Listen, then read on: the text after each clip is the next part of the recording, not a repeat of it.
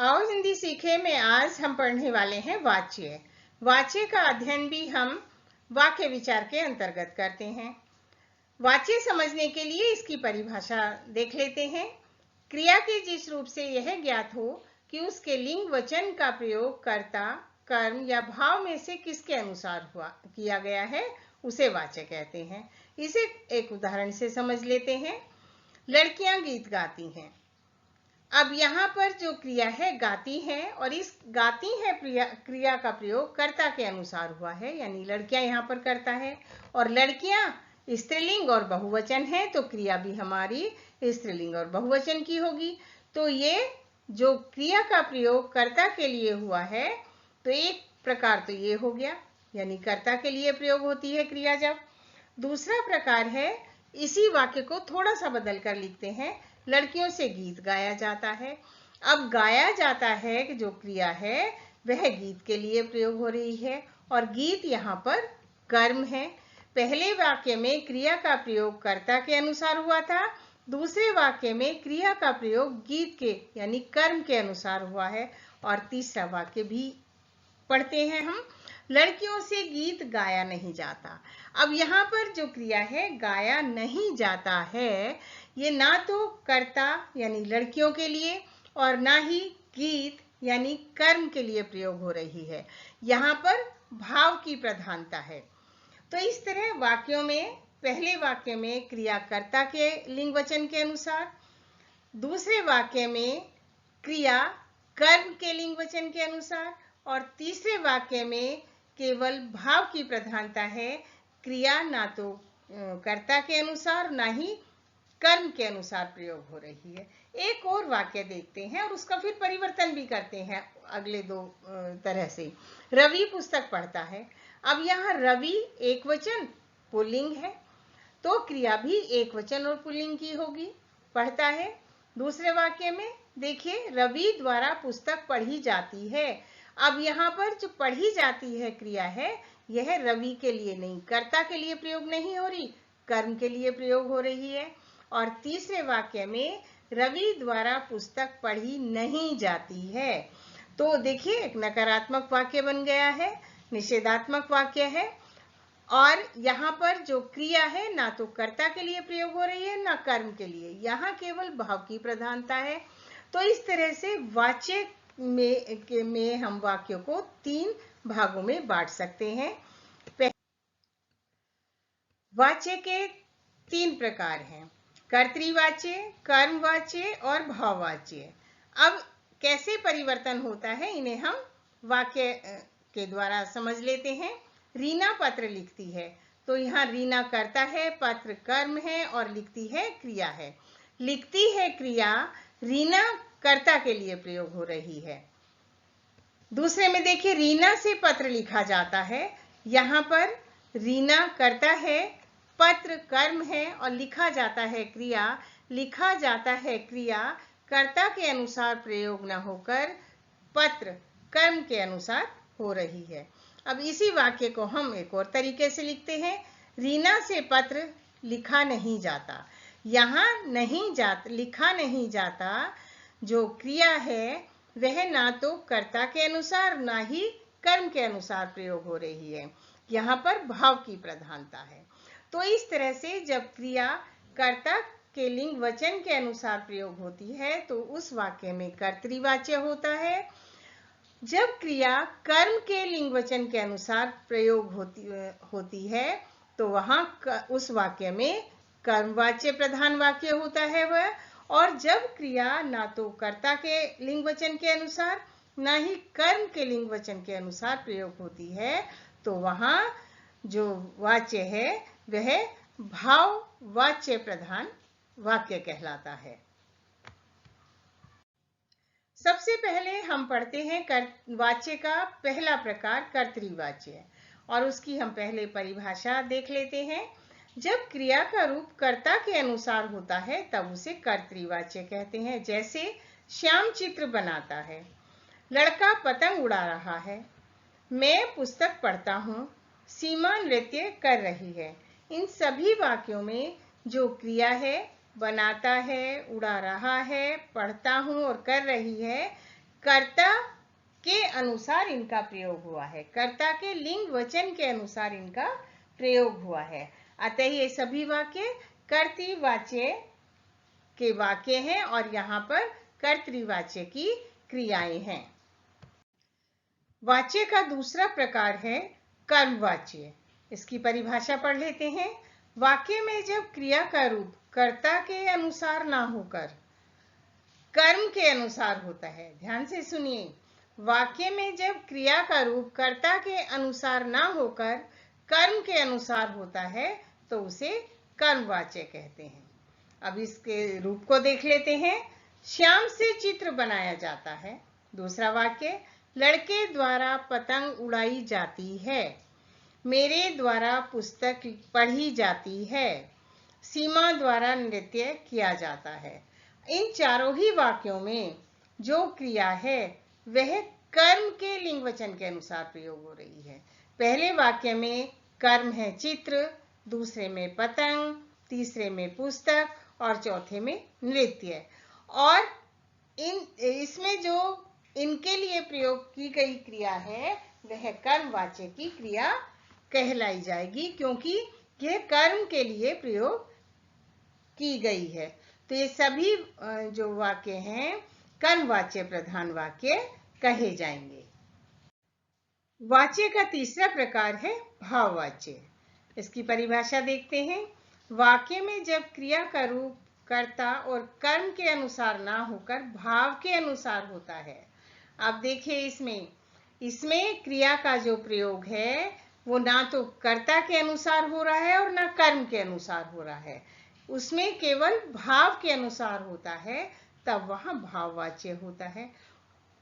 अब देखते हैं, श्याम से चित्र बनाया नहीं जाता।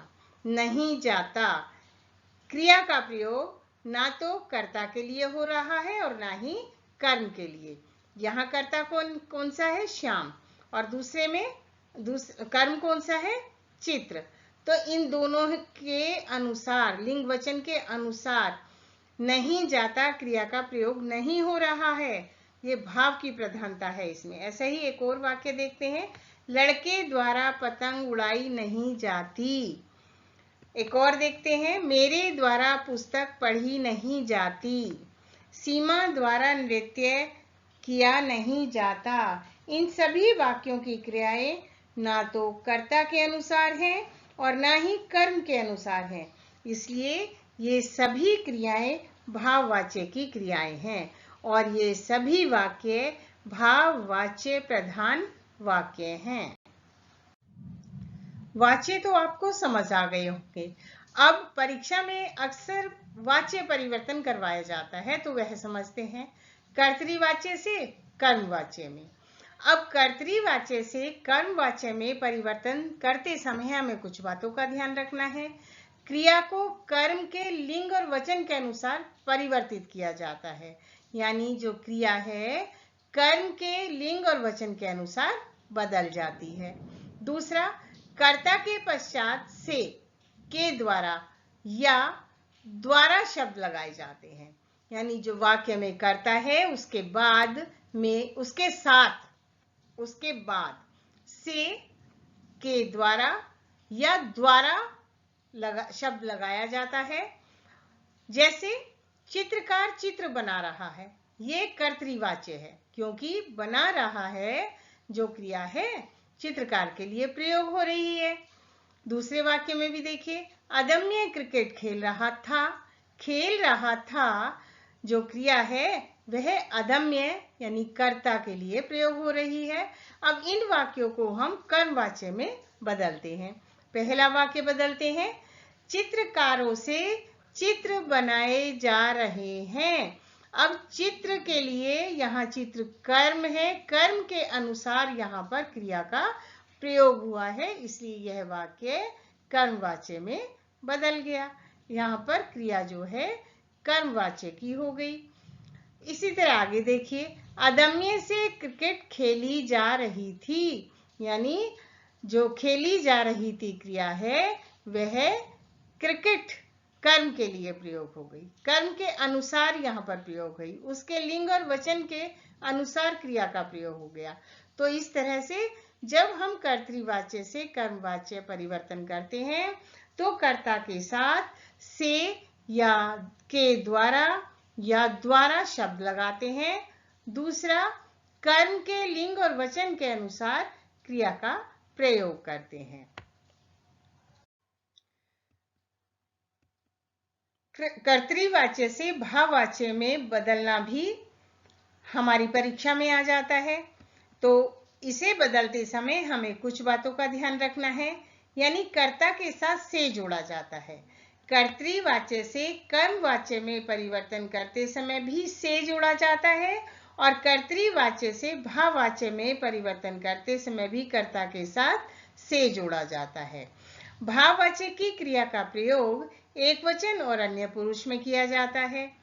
भाववाच्य का प्रयोग अधिकतर निषेधात्मक रूप में किया जाता है। अब निषेधात्मक तो आप समझते होंगे, आप इससे पहले जो वीडियो मैंने डाली हैं अर्थ के आधार पर वाक्य भेद में, उसमें एक भेद निषेधात्मक वाक्य का भी था जिसमें नहीं का प्रयोग करते हैं, इसे हम नकारात्मक वाक्य भी कहते हैं।